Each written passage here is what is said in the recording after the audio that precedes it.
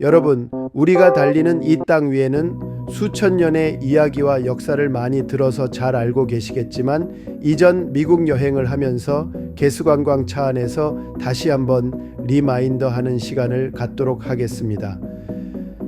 지금 이 땅, 미국이라고 불리는 곳은 수백만 명의 이민자들만의 땅이 아닙니다. 그보다 훨씬 오래전, 지금으로부터 약 15,000년 전, 이곳에는 이미 사람들의 발자국이 새겨져 있었습니다. 그 첫 시작은 아시아였습니다. 빙하기 말기 시베리아와 알래스카 사이엔 베링 육교라는 육지가 있었습니다. 사냥감을 따라 이동하던 북아시아의 사람들, 지금의 몽골이나 시베리아, 만주 지역 사람들, 이 그 육교를 건너 북아메리카로 들어옵니다. 그들은 알래스카에서 시작해 캐나다, 미국, 멕시코, 중앙아메리카, 심지어 남미 안데스 산맥까지 퍼져나가며 각 지역에 적응하고 다양한 문화, 언어, 종교, 신화를 가진 부족 공동체를 이루게 됩니다. 지금의 일리노이 일대에는 카호키아라는 거대한 도시가 존재했고, 콜로라도와 뉴멕시코, 아리조나에는 절벽 위에 집을 짓던 아나사지, Ancestral Puebloans의 문명이 남았습니다. 또한 뉴욕주 북부 일대에는 여러 부족이 연합한 이로쿼이 연맹이 있었고, 그들의 민주적 구조는 훗날 미국 헌법에 영향을 주었다고도 전해지죠. 그들이 사용하는 언어는 수백 가지였습니다. 남서부에는 나바회오와 후알타이키에게 언어가 퍼졌고, 북부엔 알곤퀴너, 대초원엔 수어족, 동부엔 이로쿼이계 언어가 있었습니다. 언어마다 사고방식과 우주관, 생명에 대한 철학이 달랐습니다. 그러던 중 1492년 대서양을 건넌 한 유럽인이 이 대륙을 발견하게 됩니다. 크리스토퍼 콜럼버스, 이탈리아 제노바 출신의 항해가였던 그는 마르코 폴로의 동방견문록에 감명을 받고 동방의 황금과 향신료를 찾겠다는 꿈을 품고 스페인 이사벨라 여왕의 후원을 받아 서쪽으로 항해를 떠납니다. 콜럼버스는 바하마 제도에 도착했지만 그곳을 인도라고 착각했고 그곳의 사람들을 인디언이라 불렀습니다. 사실 그들은 아메리카 대륙의 원주민이었죠. 콜럼버스는 총 4번의 항해를 했지만 끝까지 자신이 신대륙을 발견했다는 사실은 인정하지 못했습니다. 하지만 그의 항해는 엄청난 파장을 불러옵니다. 이후 스페인, 포르투갈, 프랑스, 영국, 네덜란드 등 유럽 열강은 경쟁적으로 이 대륙을 차지하려고 나섭니다. 그 과정에서 수백만 명의 원주민이 전쟁과 질병으로 사망했습니다. 무엇보다도 유럽에서 온 천연두는 원주민에게 재앙이었습니다. 면역이 없던 그들은 마을 전체가 며칠 만에 쓰러질 정도로 피해를 입었고, 역사학자들은 90% 이상의 원주민이 단 한 세기 만에 사라졌다고도 이야기합니다.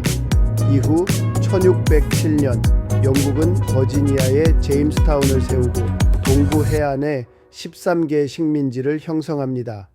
초기엔 식량난과 원주민과의 충돌이 있었지만 점차 안정되면서 영국의 아메리카 식민지는 점점 확장됩니다. 18세기 중반 영국은 프랑스와의 전쟁 비용을 충당하기 위해 식민지에 세금을 부과합니다. 설탕법, 인지세, 차세 같은 조치에 대해 식민지 주민들은 대표 없는 과세는 폭정이다 라며 분노했고 1775년 미국 독립전쟁이 시작됩니다. 그리고 1776년 7월 4일 토머스 제퍼슨이 작성한 독립선언서가 채택되며 13개 식민지는 미국이라는 이름 아래 독립을 선언하게 됩니다.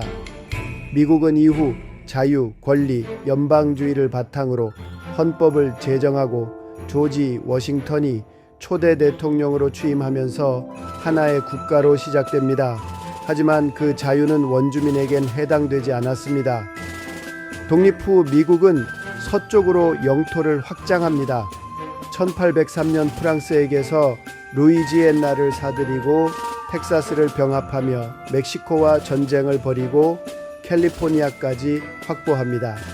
이렇게 대서양에서 태평양까지 확장한 미국은 이를 신의 뜻, 즉 명백한 운명, Manifest Destiny이라고 불렀습니다.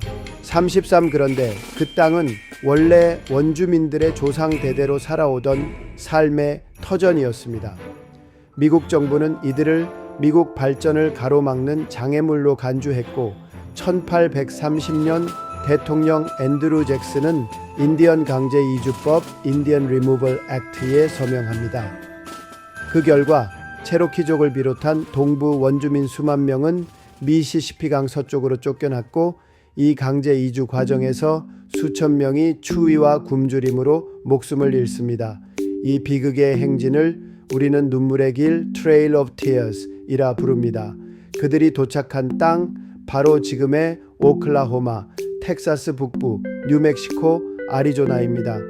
백인들에게는 쓸모없다고 여겨진 척박한 사막과 고원지대, 그곳의 원주민들을 격리시켜 놓은 것입니다. 이후 정부는 원주민들을 인디언 보호구역이라는 이름 아래 제한된 지역에 가두고 자치권을 박탈하고 기독교화 교육을 강요하며 부족 언어 사용도 금지시켰습니다. 아이들은 기숙학교로 끌려가 머리를 자르고 영어만 사용해야 했고 조상들의 전통은 사라져갔습니다. 하지만 20세기 중반부터 원주민 권리를 되찾기 위한 움직임이 시작됩니다. 1934년 인디언 재조직법, 1975년 인디언 자치법, 1990년 원주민 언어법이 제정되며 각 부족은 자치정부를 구성하고 자신들의 언어와 문화를 부활시키기 시작합니다. 오늘날 미국에는 연방정부에 공식 인정받은 574개 부족이 있으며 680만 명 이상의 원주민이 살고 있습니다. 가장 큰 자치정부를 가진 부족은 바로 아리조나와 뉴멕시코에 걸쳐 있는 나바호 네이션입니다. 지금 여러분이 보시는 이 붉은 사막과 협곡, 바위들 위엔 단지 바람과 모래만 있는 게 아닙니다. 이곳은 수백 년 전 강제로 쫓겨온 사람들의 마지막 정착지이며 그들의 전통, 신화, 저항, 생존의 역사가 살아 숨쉬는 공간입니다. 비록 지금도 보호구역 내 많은 지역은 물과 전기, 의료 서비스가 부족하고 청년들은 도시로 떠나지만 또 다른 세대는 언어를 되찾고 춤과 노래를 되살리고 공동체를 재건하려는 노력을 멈추지 않고 있습니다. 어쩌면 이들의 이야기는 미국이라는 나라가 안고 있는 가장 깊은 질문일지도 모릅니다. 자유의 나라에서 누가 자유롭지 못했는가? 그리고 이 나라는 누구의 땅이었는가?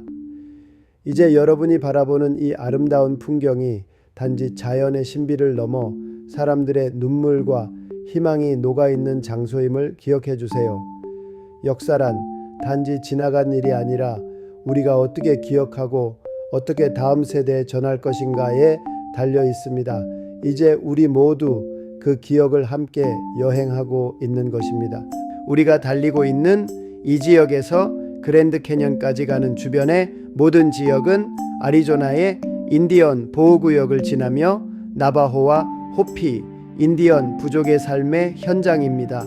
우리 모두 잘 알고 있지만 다시 한번 인디언 보호구역 지나가면서 인디언 역사적과 현재 미국의 인디언 보호 정책과 사회보장제도 이런저런 것들을 한번 알아보겠습니다. 우리가 달리는 이 길은 단순한 사막길이 아닙니다. 여기는 미국 원주민, 그 중에서도 나바호와 호피 부족의 보호구역을 통과하는 길입니다. 지금 보시는 이 황량하고 척박한 땅, 물이 귀하고 농사짓기도 쉽지 않고 낮엔 태양이 자결하고 밤엔 바람이 거센 이곳 사막의 땅, 하지만 이곳은 단지 버려진 땅이 아닙니다. 이곳은 바로 강제로 쫓겨난 원주민들이 마지막으로 선택할 수밖에 없었던 땅이었습니다. 미국 역사에서 인디언 보호구역이라는 제도가 만들어진 건 원래는 원주민을 보호하기 위한 것이 아니라 그들을 격리하고 통제하기 위한 수단이었습니다. 미국의 제7대 대통령 앤드루 잭슨에 의해 인디언 강제 이주 정책 Indian Removal Act of 1833을 추진하여 수많은 원주민들을 보호구역으로 내몰았고 그로 인해 많은 부족들이 고통을 겪은 눈물의 길 Trail of Tears이 발생했습니다. 미시시피강 동쪽에 살던 수많은 원주민들을 서쪽으로 이주시킵니다. 이 강제 이주는 눈물의 길, Trail of Tears 이라 불리며 수천 명이 도중에 병들고 얼어 죽고 굶어 죽었습니다. 그리고 그들이 밀려난 곳이 바로 지금 여러분이 보고 계신 이 땅, 아리조나와 뉴멕시코였습니다. 당시 백인 개척자들은 이 지역을 버려진 땅, 쓸모없는 땅이라고 생각했고 그래서 원주민에게 떠넘겼던 거죠. 그렇게 형성된 것이 바로 인디언 보호구역, Indian Reservations입니다. 미국 전역에는 지금도 약 574개의 부족, 네이션이 있으며 그중 많은 부족들이 보호구역 안에서 살고 있습니다. 가장 넓고 영향력이 큰 보호구역은 바로 여기 나바호 네이션입니다.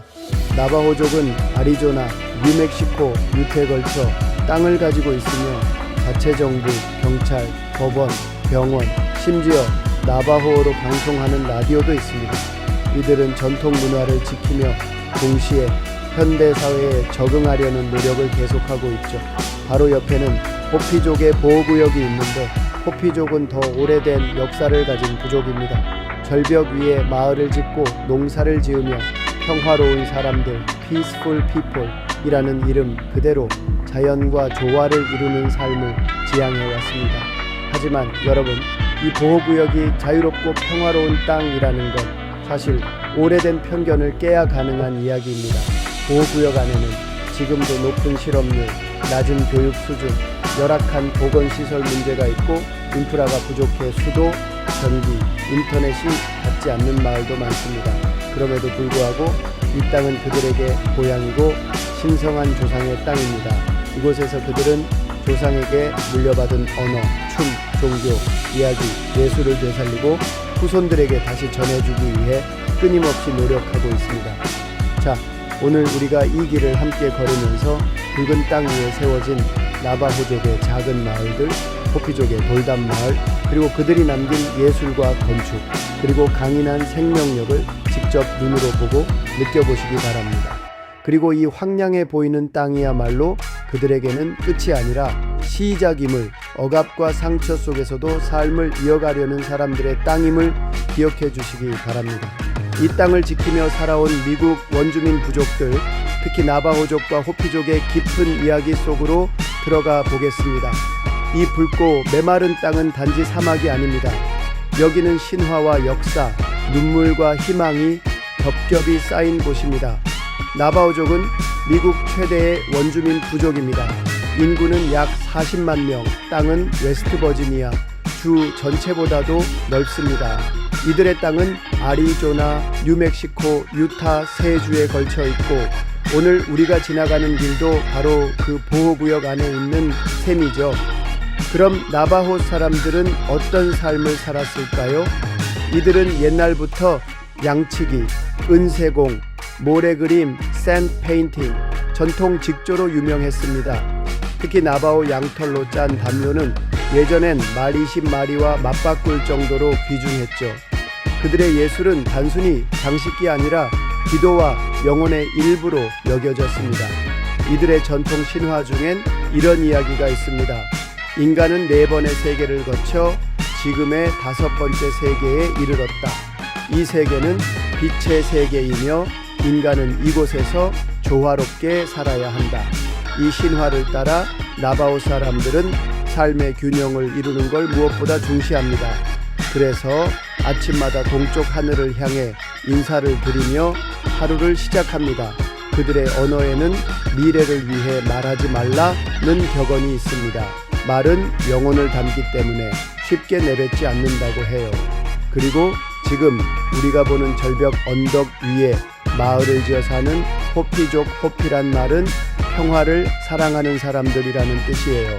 이들은 미국에서 가장 오래된 농경 부족 중 하나로 수천 년 전부터 옥수수, 콩, 호박을 재배하며 살았습니다. 호피족에게 옥수수는 단지 식량이 아니라 삶의 중심입니다. 신과 인간을 연결하는 상징이고 결혼식, 장례식, 농사기원제 등 모든 전통 의식에 옥수수가 함께합니다. 특히 호피족의 전설 중 유명한 것이 바로 카치나 신화입니다. 카치나는 산과 하늘과 땅 사이를 오가는 영혼들이며 그들은 비를 내리고 작물을 자라게 하며 인간의 삶에 축복을 준다고 믿었습니다.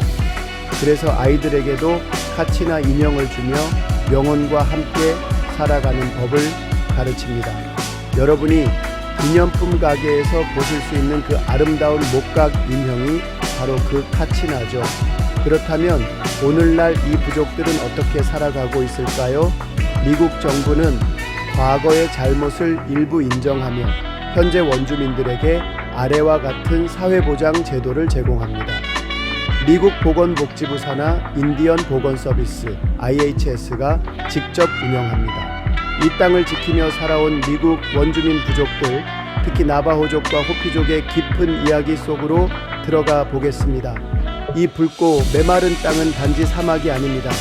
여기는 신화와 역사, 눈물과 희망이 겹겹이 쌓인 곳입니다. 나바호족은 미국 최대의 원주민 부족입니다. 인구는 약 40만 명, 땅은 웨스트버지니아 주 전체보다도 넓습니다. 이들의 땅은 아리조나, 뉴멕시코, 유타 세 주에 걸쳐 있고 오늘 우리가 지나가는 길도 바로 그 보호구역 안에 있는 셈이죠.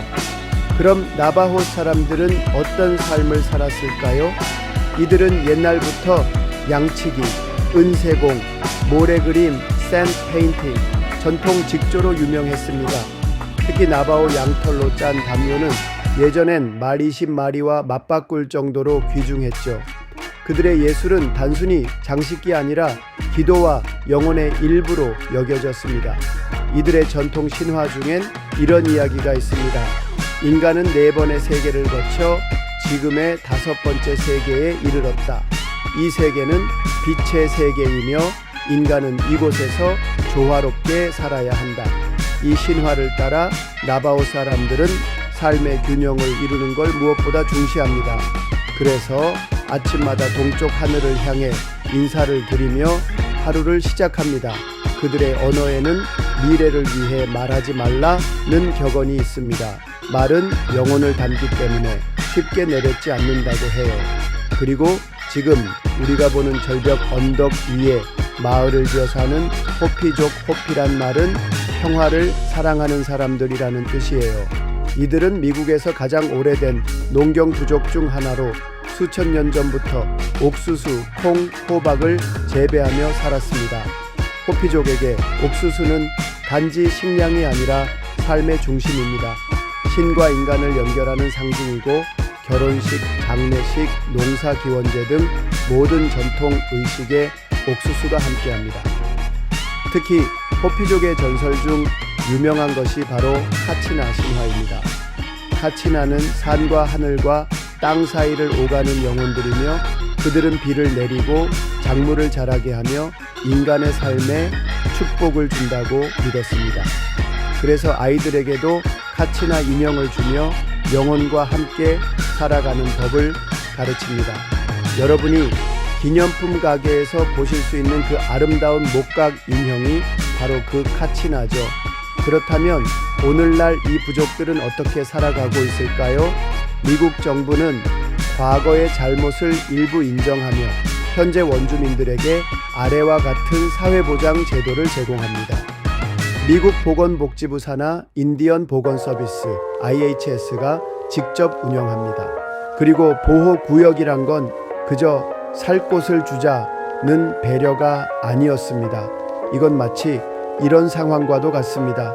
누군가 여러분에게 말하죠. 우리는 너의 마을을 불태울 것이다. 너의 농지도 가져갈 것이다. 하지만 착한 우리가 작은 방 하나는 남겨줄게. 거기서만 살아라. 다만 나올 땐 우리 허락이 있어야 해. 이게 바로 리저베이션 보호구역의 진짜 의미였습니다. 예약된 공간이 아니라 격리된 공간, 미국 사회에서 눈에 띄지 않게 밀어놓은 울타리였던 거죠. 하지만 여러분, 여기서 끝이 아닙니다. 최근 들어 원주민들은 자신들의 언어를 되살리고 있습니다. 아이들에게 다시 나바호어, 체로키어, 라코타어를 가르치고 학교에서 영어와 함께 고유 언어로 수학과 과학을 배우게 합니다. 더 나아가 자신들의 이야기를 책으로, 영화로, 랩으로 유튜브로 세상에 알리기 시작했죠. 심지어 디즈니 영화 모아나는 폴리네시안 원주민 문화에서 영감을 받았고, 넷플릭스와 HBO는 원주민 감독과 배우가 만든 드라마들을 제작하기도 했습니다.